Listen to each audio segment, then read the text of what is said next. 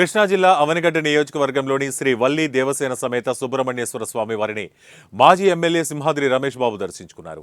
గడిచిన 5 ఏళ్లలో మోపిదేవి స్థానంలో ఈ దేవస్థానంలో అనేక అవకతవకలు జరిగాయని, వాటిపై విచారణ చేయిస్తామని ప్రగల్భాలు పలికిన శాసనసభ్యులు మండలి బుద్ధప్రసాద్ నేడు దేవస్థాన భూములు అన్యాక్రాంతం అవుతున్నాయన్న విమర్శలపై ఏం సమాధానం చెబుతారని ప్రశ్నించారు.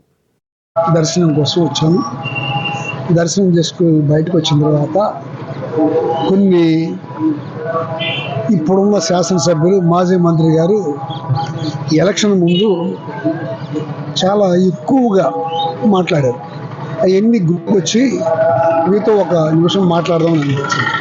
ఏం మాట్లాడారంటే, దీంట్లో విపరీతమైన అవినీతి జరిగింది, దేవుడి దగ్గర కూడా డబ్బులు దోసేయచ్చు అని నాకు తెలియలేదు, ఈ అన్నింటినీ బయట పెడతాను, బయటకు తీస్తాను, వాళ్ళందరి మీద ఎంక్వైరీలు వేస్తానని చెప్పి నానా ప్రగల్భాలు పలికారు.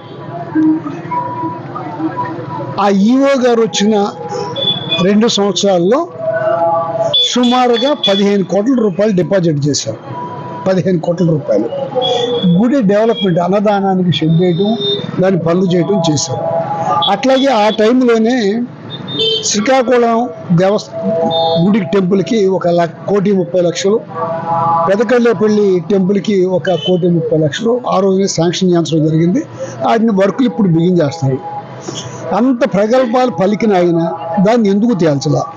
అంతకు ముందు ఉన్న 30 సంవత్సరాలు డబ్బులు డిపాజిట్ ఎంతంటే